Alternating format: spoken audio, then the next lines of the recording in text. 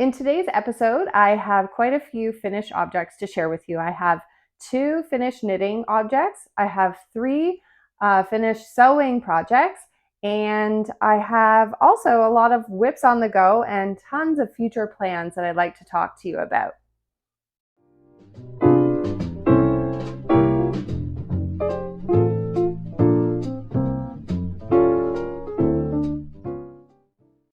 Welcome back to Knitting by the Bay. My name is Christy, and this is my little place on YouTube where I like to talk about all things making, mostly knitting, sometimes sewing, sometimes cross stitch, sometimes books that I'm reading, whatever I'm into at the moment.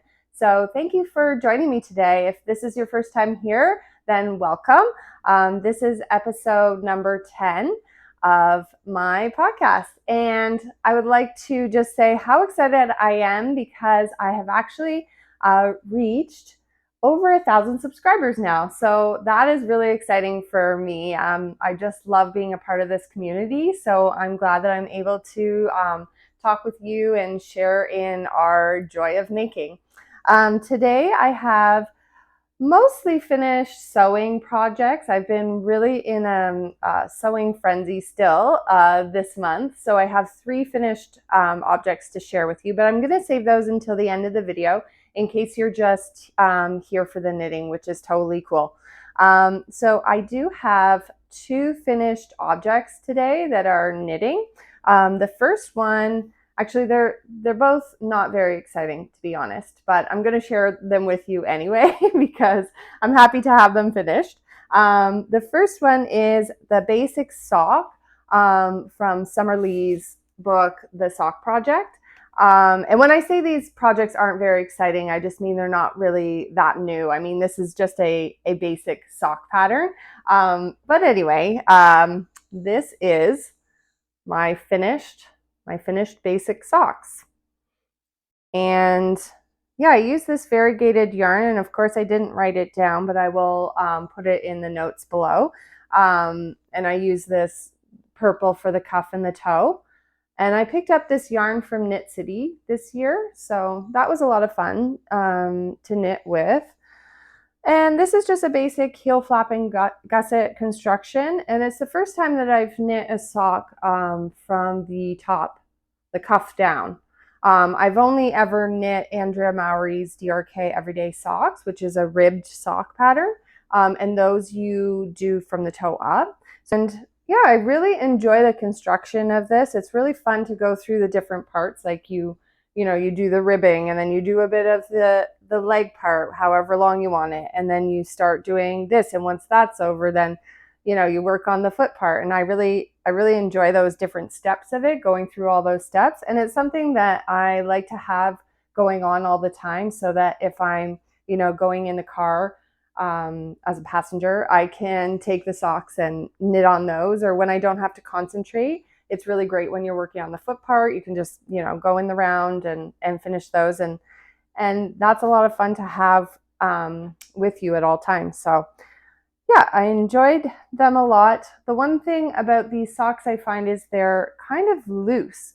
And I think I knit the women's medium, and I still find them a little bit loose on my foot. Like, they're okay, but I feel like they're going to stretch out a little bit. And I'm a size 9.5 woman, so I don't have a small size foot or anything. And then I also made some for my husband. I made him the large because he has bigger feet than me. And he said the same thing, that they were a little bit too big. And so I don't know, like, because I'm used to doing the DRK Everyday Socks, which are ribbed, they really like hug your foot, and they feel really good on, like they're not going to stretch out. So I think in the future when I'm knitting socks for him, because he was like, oh, the next one, knit them smaller. I think I will just do the ribbed socks for him because he seemed to like those ones. That's it that I wanted to say about those socks. I really like them. I've been keeping them, like I just blocked them, so I haven't worn them yet because I wanted them to look fresh for the video. So yeah, I'm excited to be able to wear these now. My second finished knitting object is the one that I'm wearing, and that's the Florencia top by Claudia Quintanilla. And this is the second one that I knit. I showed the last one in my last episode, And this pattern has a very beautiful diamond lace pattern on it, which I did for my last one. But this one, I decided I didn't want to do the lace. I just wanted a basic t-shirt. And I really liked the construction of this top and the way that it fits. You can't see it now because of what I'm wearing, but it has a very large chunk of ribbing at the bottom, which I think looks really, really cute on the top. And I sort of made it a bit, not cropped, but a little bit shorter so I can wear it with high-waisted pants. Some of them that I've been sewing this summer. So yeah, I just wanted something easy breezy to make without all of the lace and just with, just a plain top. And I used Knitting for Olive Merino, and this is the color Pearl Gray. And yeah, I really like this color. I think it's a basic that goes with everything. So yeah, I did again the ribbing, all of the ribbing on it. I did in half twisted rib, and I really like the way that that looks. It's very neat and tidy. Sometimes my ribbing, like a 1x1 rib or something, can look a little sloppy, and that's probably my fault, but I find that the half twisted rib makes it look very neat and clean. So I really like that. Yeah, what else do I want to say about this? I was very close to being finished. I was actually finished the whole thing. I just needed to, you have to Kitchener stitch the armholes together at the end. And I was all finished the whole sweater and just going to do that on the underarms. And I pulled on a thread that I thought was just from the underarm. And it actually wasn't. It was going through the whole sweater. And I pulled on it too tightly, and it made a whole line across the whole sweater. And it's kind of funny because I had thought to myself, well, I'm basically finished this top. So I put it in my Ravelry as being done that day before I had seamed the underarms. And then when I went to go do it and I pulled on the thread and it created that line across there, I was like, oh my gosh, you just totally jinxed yourself by pretending that it was finished. And so I thought, okay, I can just like sort of pull on it the opposite direction and just even it out and that line will go away. And I pulled the fabric too hard, I guess, and I snapped the thread. And then all of a sudden this hole just started getting bigger and bigger and bigger right here. And I was like, oh my God, what am I going to do to fix this? And I'm trying right now to learn how to fix my mistakes in knitting. So I thought, I've seen other people on Instagram do like patching or how to fix when you get a hole in your knitting. But I thought, I think I'm going to try a different way of doing it, which I saw Andrea do on Fruity Knitting. I think when she wanted to either add more length to a sweater or less length, I can't remember what it was. But anyway, she just cut her knitting and unraveled it, and then she seamed it all back together. And so I thought, well, what have I got to lose, really? Because if I cut it, then, I can just continue. This top is done bottom up. So if I cut it here, I've lost all of this, but I can just unravel it all and continue and redo it all. So I'm like, I'm not too worried about that. So I cut it, I unraveled it, I put it back on the needles. First, I tried to put it on the needles while it was still together and just thread it through. And then that didn't work because I realized that I was kind of putting the stitches on the wrong way, and I had also taken stitches from the wrong row. So when I cut it and I took it off, took it apart, it wasn't threaded through the stitches properly, and it was a disaster. And then, so I figured that all out. I took it all off the needles, I put it back on, and then I started to graft the two pieces back together. And that was not fun at all. You need it, like, because when you're grafting, you need to take a length of yarn that is, you know, I don't know what they suggest, 3 times the circumference of what you're stitching, 2 or 3 times the circumference. And so I did that, but when I was like grafting it together, the yarn kept getting tangled and it was just a nightmare. It was not fun. So I decided to just forget that and to unravel the top part of it and just go back and do it all again. So I did it all again, and I was very careful when I was grafting the underarm so I did not pull on any threads. And here it is. It's finished. Yeah.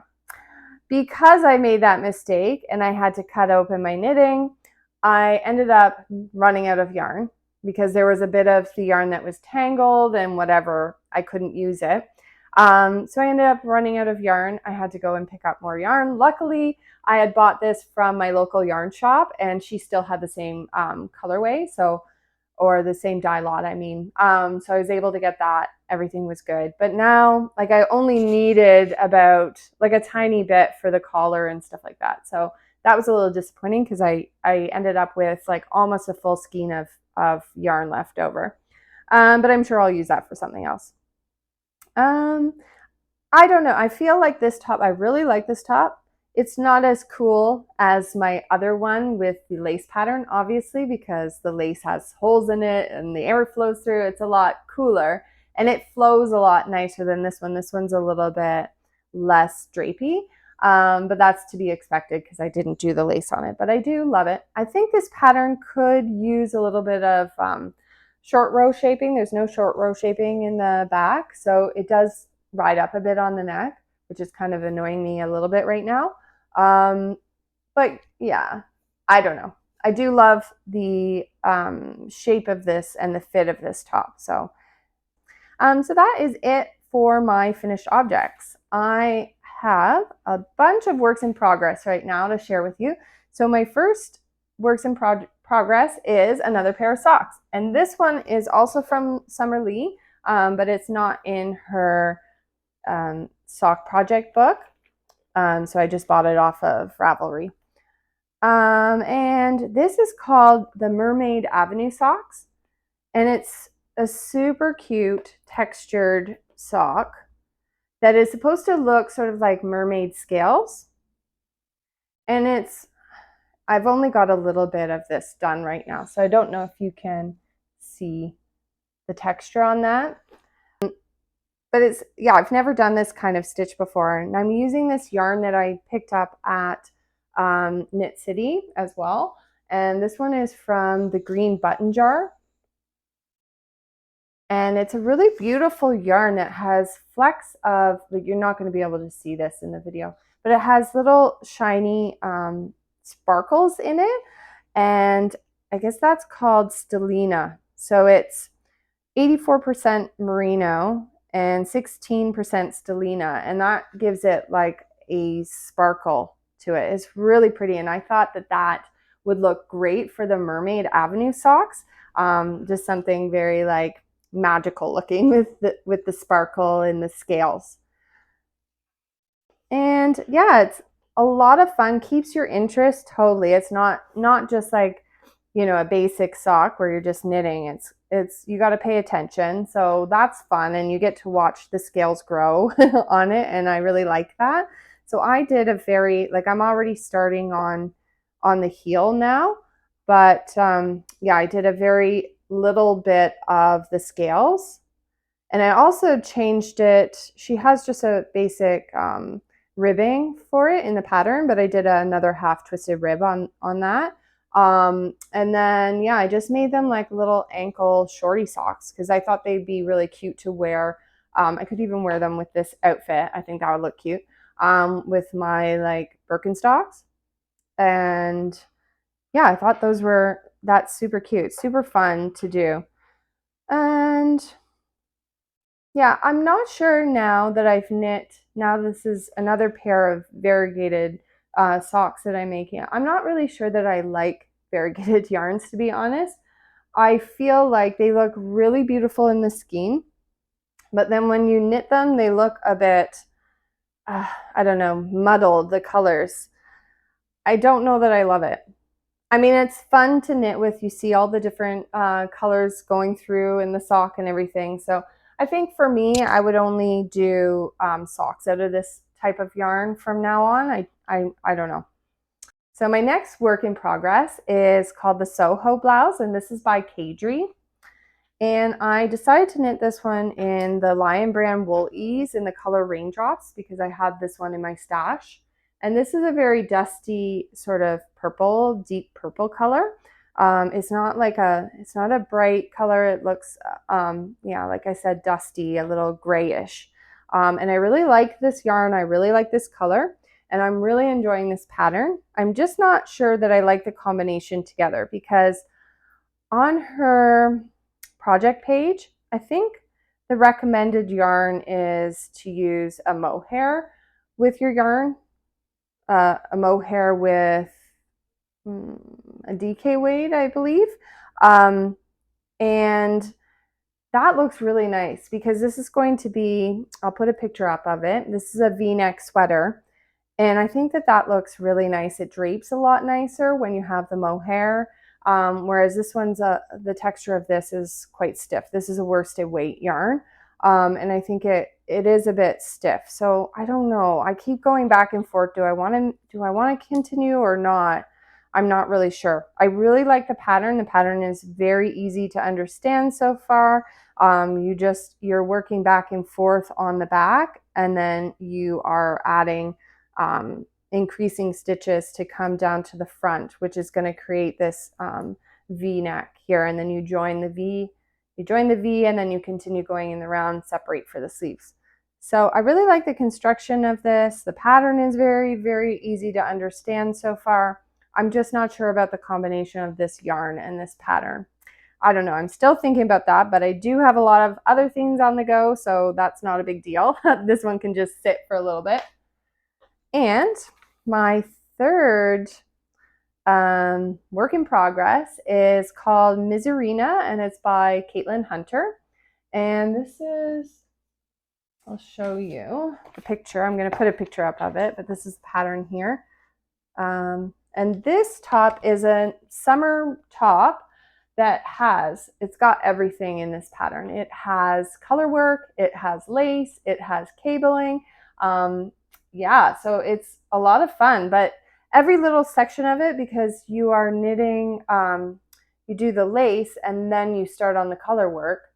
So you're not doing like once you've done the lace part, you're done with that. So it's only at the top. So I guess I should show you what I've got so far. I've been working very hard on this because I wanted to have all the color work done for today to show you, but I didn't get it all done. But I'm very close to finishing that.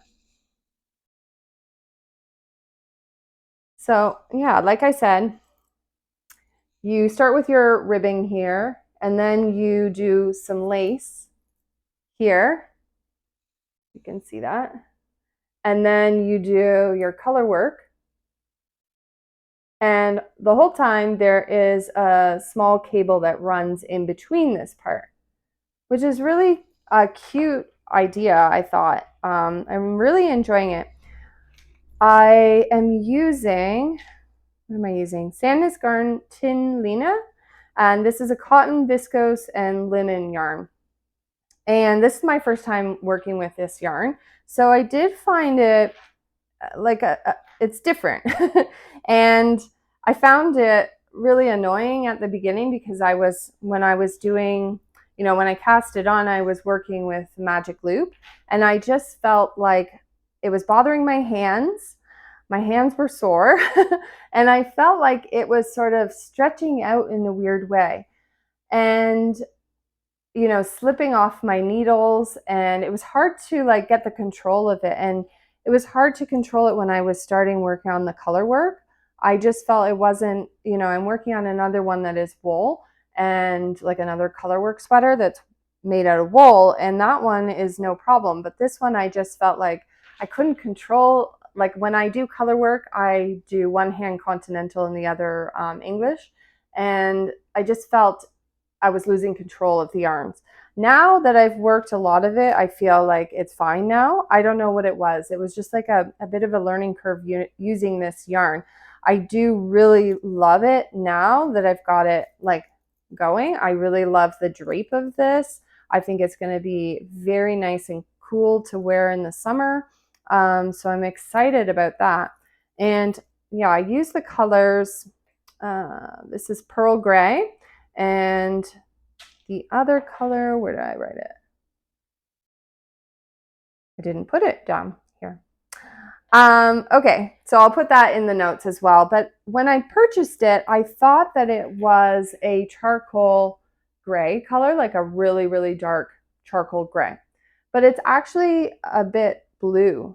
So it's a very, very deep, dusty sort of navy blue, but very, very dark. Like, you know, in some lights it does look gray, but it does have a bit of blue in it, which I actually really love because I did make a pair of pants recently that are a navy blue. So I think that this will go really nice with those. I'm really trying to work on things that are gonna work together. I'd like to start wearing like complete outfits that I made myself, like top and bottom. So yeah, I thought that this will go with a lot of different things. So I'm excited to have this. It's, you know, I'm going to make it a bit cropped so that I can wear it with some high-waisted pants or like some high-waisted skirts or whatever. I think that would look really nice together.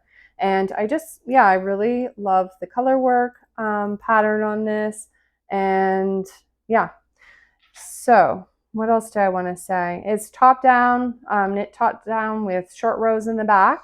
You know, the basic top down construction. And yeah, I wanted to get this. I want to get through all of the color work and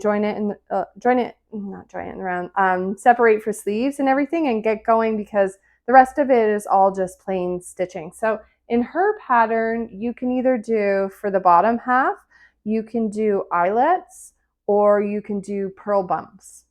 So either way, you have sort of a texture on the bottom. I didn't want to do that. I'm just going to have it plain stockinette on the bottom. I just think I'll like that look better. So we'll see. But I want to get to that point where I'm stitching there so that I can take it. We are going this summer. My son has decided that he wants to take a like computer coding type of camp. He's decided he wants to become a robotics engineer. He's 11, but this is something he's really into and excited about. He would love to make robots. I think he wants to maybe make a robot that takes over the world. I'm not really sure. No, probably not. But anyway, he does want to start learning like coding and building robots and stuff. So that's great because in the past, like he's never gone to summer camp before and never wanted to go to summer camp. He really likes to be at home. He's kind of like me. But this year he decided he wanted to do this and there's nothing in our like local area. So we're going to go and stay with my mother-in-law for the week while he goes to summer camp because she lives like down south from us where there's a lot more stuff going on. So anyway, we've signed him up for that. So I need to start thinking about projects I'm going to have for the week while I'm there because I need something that I don't really need to concentrate too much on. So I think that this will be great to work the body of that while we're staying with my mother-in-law. And that is it for my works in progress. Now I wanted to talk about some of my future ideas that I've got going on. So the first one that I'm really excited about doing is the Birkin. This is an older pattern by Caitlin Hunter, and I'll put some other pictures of it up. But I saw this picture a few years ago before I had really gotten back into knitting again. I think I had just started getting back into it. And I saw this pattern on Pinterest. And I thought, oh, that looks like such a beautiful color work sweater. It's gorgeous. And I think I saw some, like a whole bunch of different patterns that people had made. And I started looking into it. I think this was before I had even known about Ravelry. to be honest. And I started looking into it, and then I thought to myself, that looks very complicated. That's not your skill level at all right now. And I was just like dreaming about making it one day. Like I would love to make it, but I didn't think that I could, which I think is funny now looking back on it, because now I look at it and I think that's, super easy. It's not going to be hard at all. So I think, if you're a beginner knitter, just keep knitting, just keep doing it, and eventually you'll get to, your skills will get better. You'll be able to do anything. I think that's kind of how I feel about anything like making. You can do it if you really, really, really want to do it. You can do anything. You just have to practice and keep learning, and you'll get there. Anyway, so I am finally making the Birkin, and I have decided to do mine in what is this? Rerum Natura, and this is Ulysse, and this is a sport weight yarn. And I've decided to do this in these 4 colors. I think if you do you can do it in either 2 color, or her other sample that's got more colors is a 5 color. But I decided I'm going to do 4 colors because I saw an example of somebody else's that I really liked, and it was 4 colors. So I'm just going to kind of rearrange the colors in the chart. Yeah, so I decided to pick up these 4. And so the main color is going to be this lighter color, which is Poivre Blanc, which is white pepper in English. This is a French company. But anyway, yeah, I'm going to make it in this lighter. It's sort of a off-white. I thought it was going to be a little bit more on the white side. It is more on the cream side, but I do really like it. And then this is Eucalyptus, and it's a really pretty dusty green. I really like this company, the colorway in this company, because a lot of it is my colors, like very dusty sort of colors. So then, yeah, this is, I think, oh yeah, there. L'heure bleue. Can't speak French very well, but it does, I think it means the blue hour. And then this one is called Bruyere, and it's a dusty purple. So I think that's going to look really pretty in the Birkin. So I'm going to get started on this one, I think, as soon as my Misurina is, the color work is finished on that one. And that's just the basic stockinette. Then I'll start on this one. So hopefully I'm going to start on it maybe tomorrow. I'm very excited. I've been waiting to cast it on, even though I really, really want to. I've been waiting to get that done. And I'm doing good so far. So hopefully cast that one on tomorrow. Another one of my future plans is either the Breton pattern by Jared Flood, and I'll put a picture up. And I'm going to get some water right now. Actually, I'm drinking like bubbly water. It's really good. Grapefruit. Anyway, okay, so I want to do, yeah, the Breton sweater by Jared Flood. Or I want to do, well, I've been looking at that Breton sweater for a very long time, and I think I talked about it in one of my other episodes, and I still haven't gotten around to doing it.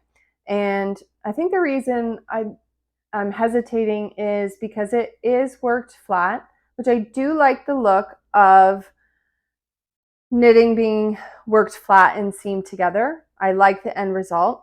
But after doing my Kinsella that I had to seam together, I was kind of like, this isn't fun. I don't enjoy the seaming part of it. But yeah, I do really like the way that it looks. So I don't know. I'm still looking into that. I really like the shoulder shaping of Jared Flood's pattern.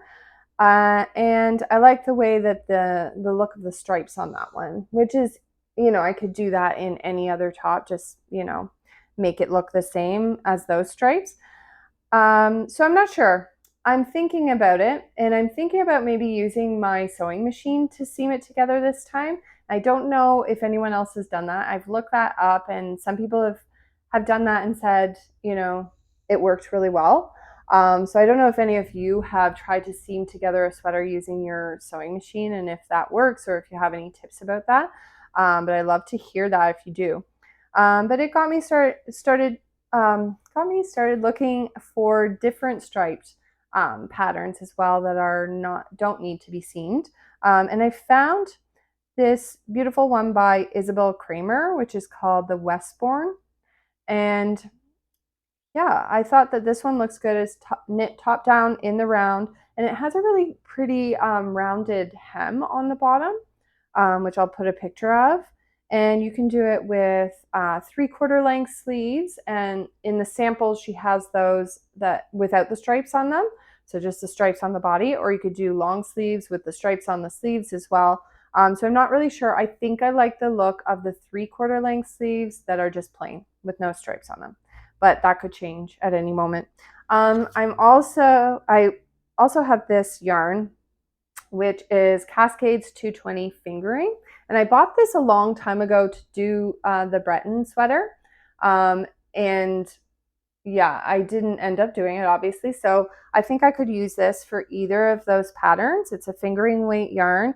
It's in the color navy and natural.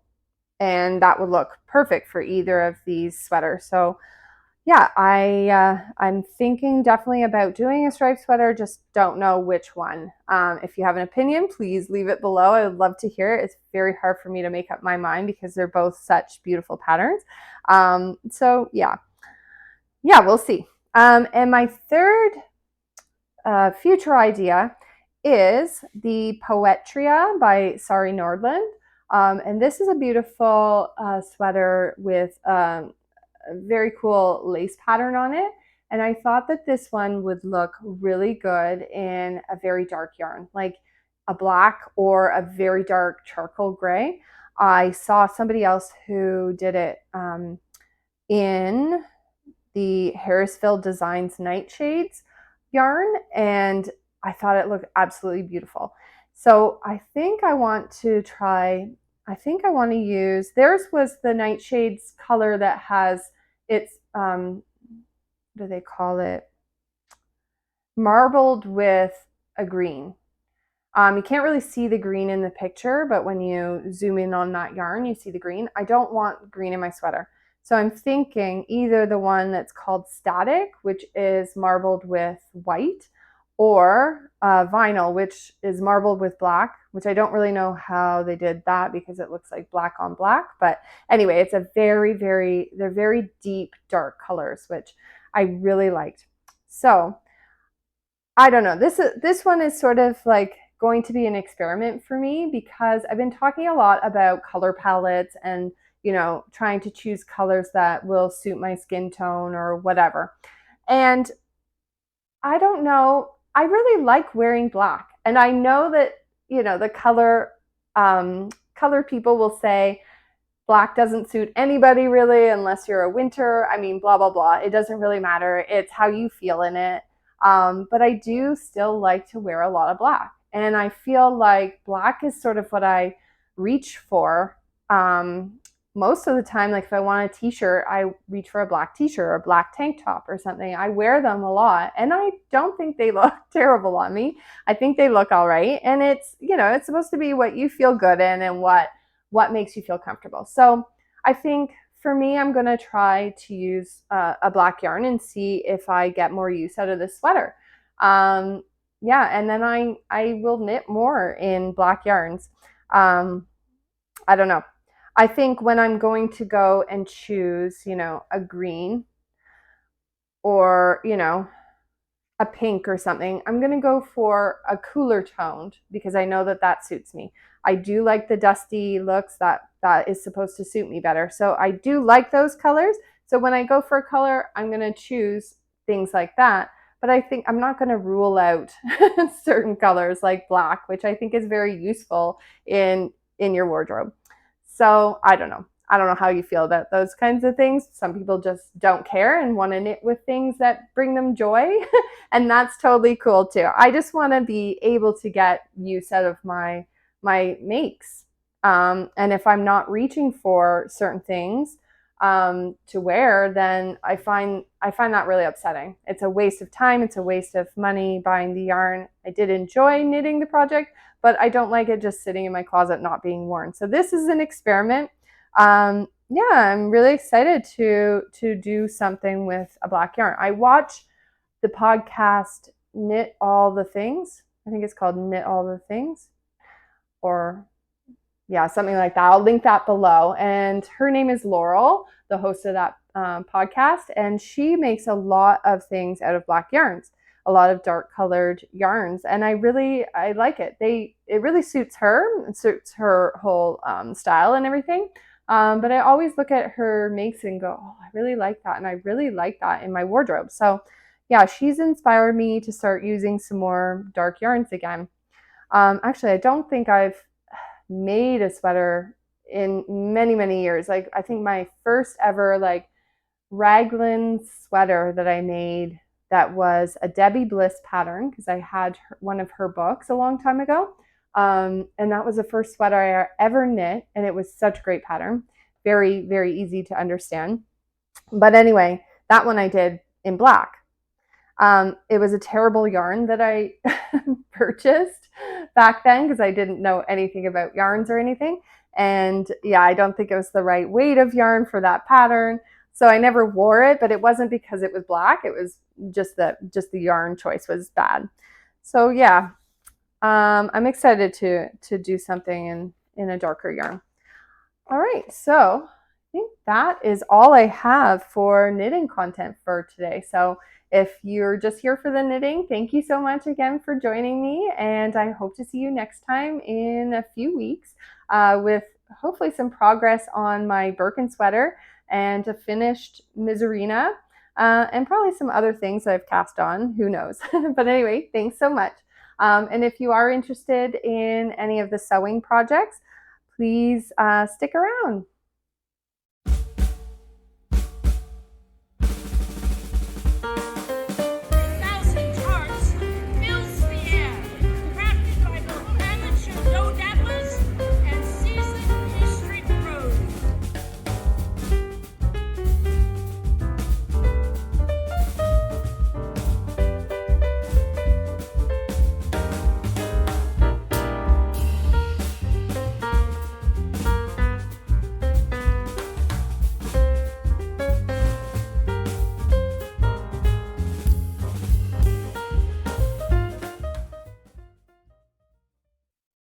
So I hope you enjoyed some of that footage from the Midland Butter Tart Festival that we went to a few weeks ago. This is something that they have in the town of Midland every year, and it's like crazy popular.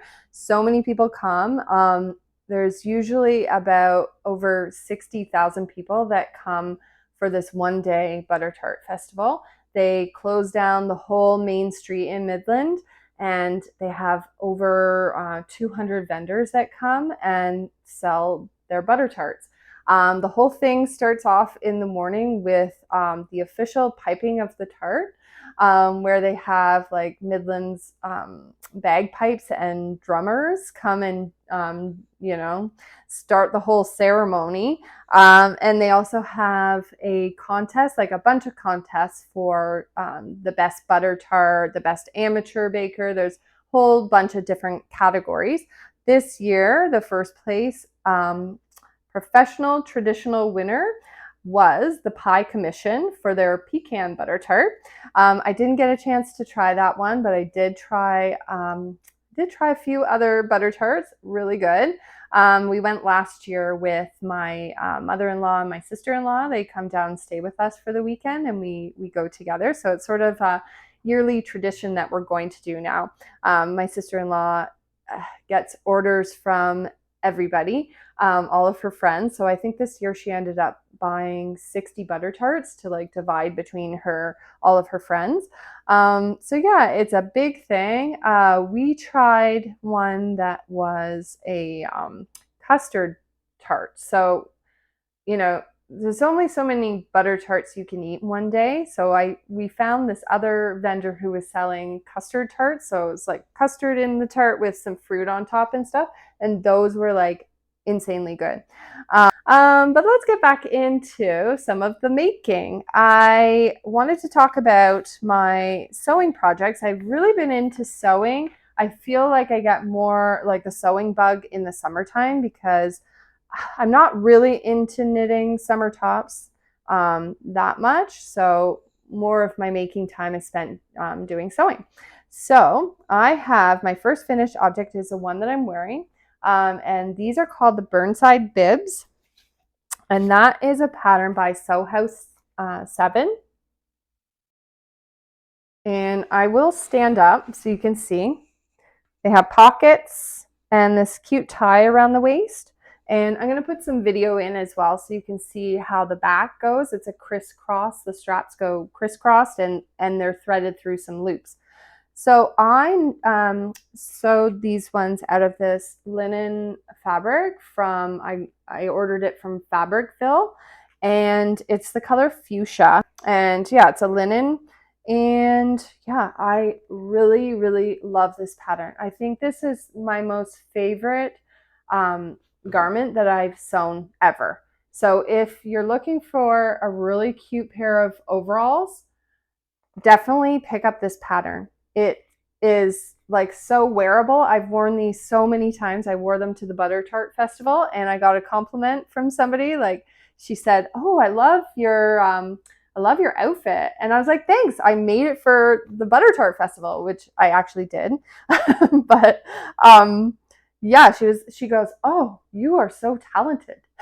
That like really made my day. So yeah, I found this pattern very easy to understand. I mean, I think I'm sort of an advanced beginner with my sewing, so yeah, it's not that complicated. And I decided to do the version that has the it has darts in the back, so it gives a more fitted look on the back. I mean, they still are baggy and loose and really like easy breezy.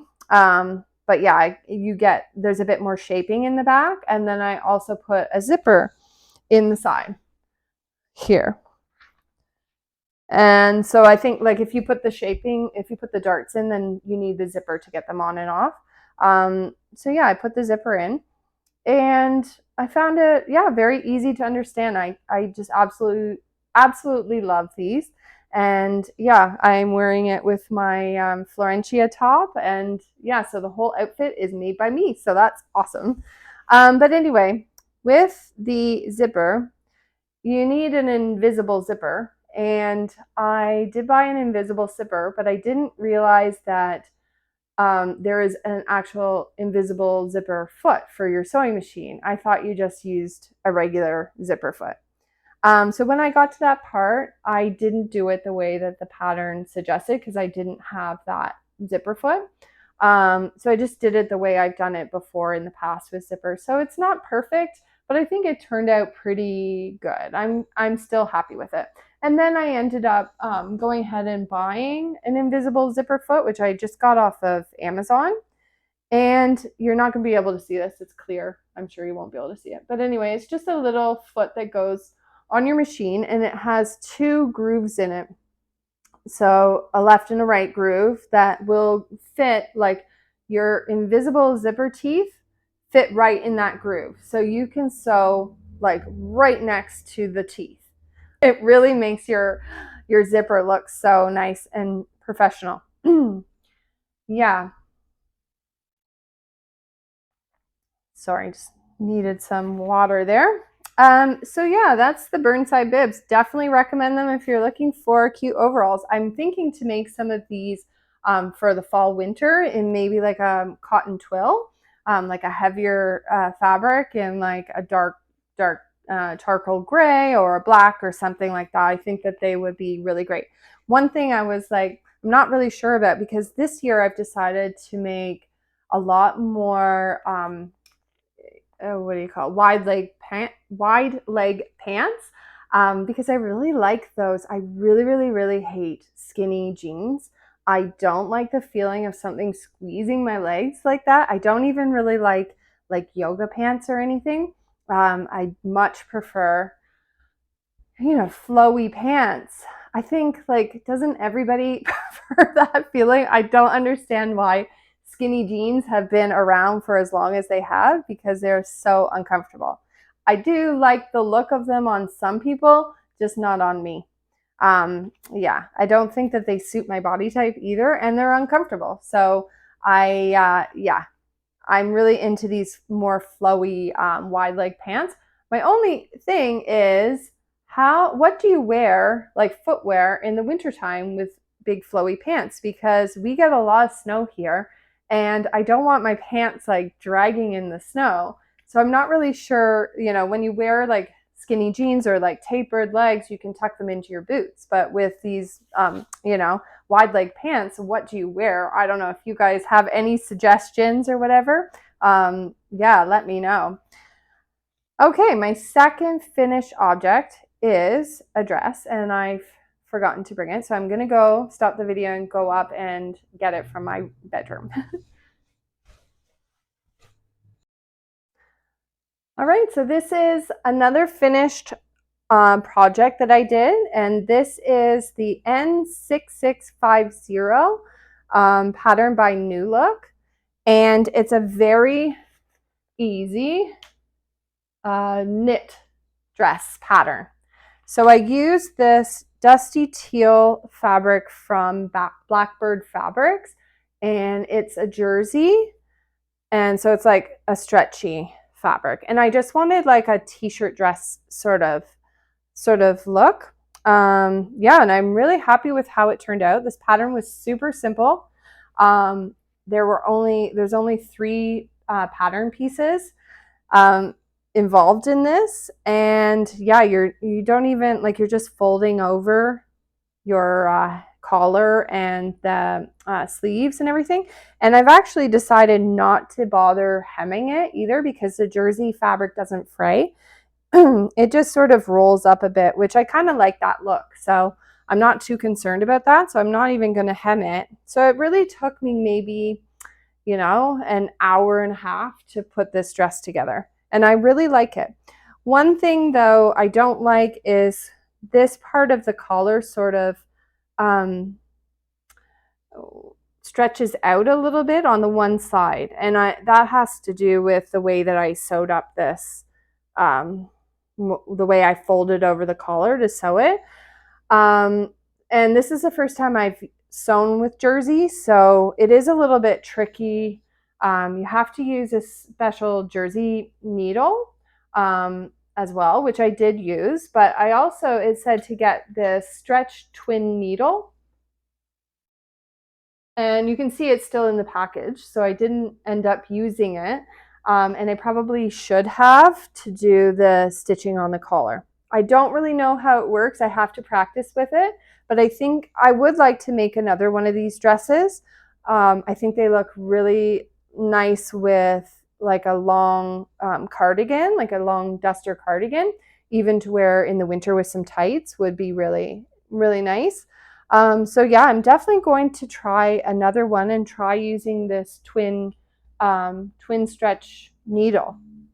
I also picked up this walking foot because this was recommended by another podcaster, and her name is Sally, and her YouTube channel is called Secret Life of a Seamstress. Sorry about that. My battery in my phone died, so I decided to go and take a little break and have some lunch. So anyway, I was talking about the walking foot, and yeah, this was recommended by Sally from Secret Life of a Seamstress. She's really great with lots of tips and tricks and videos, tutorials and everything all about sewing, and I love her style and the fabric she chooses and everything. So if you're into watching sewing YouTube podcasters, go and check her out, because it's a great channel. Anyway, so yeah, this is my New Look dress, And I purchased this fabric, this color, because I also got this, I don't know what you call this sort of thing, kimono style top from the Butter Tart Festival from one of the vendors. And it's this really pretty floral that has this sort of dusty teal color in it. So I thought that would look really great with to wear with this dress over top of it. Yeah, we have like a summer barbecue pool party that we go to every year. So I thought that that would be like a really cute outfit to wear to that. Yeah, so that is my second finished sewing object. My third one is a little bit weird for this time of year, actually, because it's a very fall style sewing pattern, but I had nothing else at the moment to sew. I didn't have any fabric or any pattern in mind. So I decided to just use this fabric that I had in my stash and one of my older patterns that I have to make this vest, just so I had something to sew.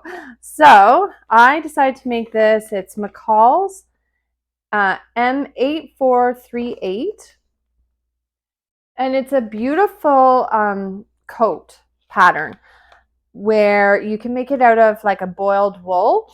But I had this flannel that I bought. It's a plaid flannel that I had purchased to make some pajamas a long time ago, which I never ended up doing. And I thought that that would be really cute for this sleeveless vest, this one down at the bottom.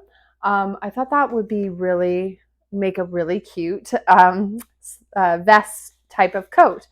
So I will show you how it turned out. I'm going to also insert some video because it's kind of hard to see how it looks, but it's like a wrap vest, sleeveless. And I thought this would look really cute with if I knit a navy blue like cabled sweater with a turtleneck. I thought that would look really, really cozy for the fall. I could imagine like walking around in the fall leaves, like drinking my mochaccino and wearing this vest. Very like soft and just like a blanket sort of coat. So yeah, I'm really happy with how it turned out. It's definitely not a beginner pattern by any means. And so there was a lot of tricky parts and I had to just sort of like put it aside and walk away from it like quite a few times and just like come back and look at it again with like fresh eyes because it's lined. Yeah, it's got lining on it and I think it turned out really well. You know, considering I was pretty confused for a lot of this pattern, I'm happy with how it turned out. I mean, when you're wearing it, you don't see. There are a few, I don't know where they are right now. Like a bit of the lining got sewn up and whatever you call that, caught up in the stitching. But whatever. When you're wearing it, you can't see that part. All the seams on the outside look fine. It has some really nice pockets in it. And yeah, it's super cozy, I think. Super nice and soft and cozy. So very happy with how this turned out. There are a lot of pattern pieces involved in this. There is the outside fabric, there's lining, there's interfacing, there is other type of facing.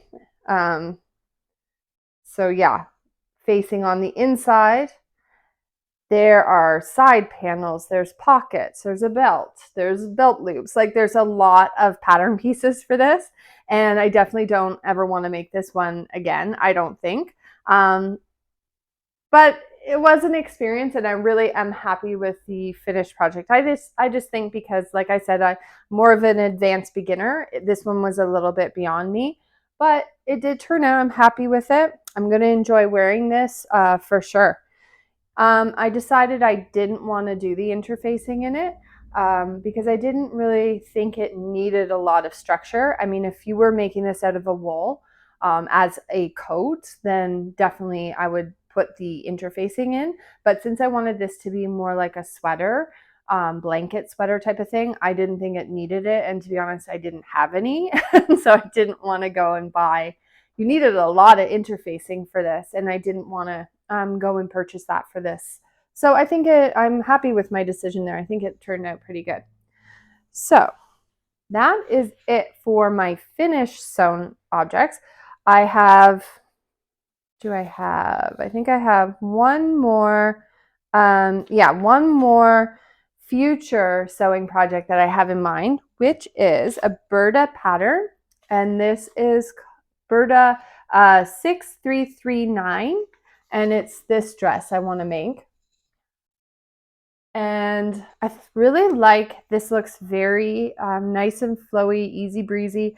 What I like about it is it's got a very narrow skirt on it, which I think suits my body type a lot better. A lot of patterns these days are very big and flowy and look great on a lot of people, but I feel like it's not me. It doesn't suit me. It doesn't suit my style. So I really like that, that it's just a straight skirt.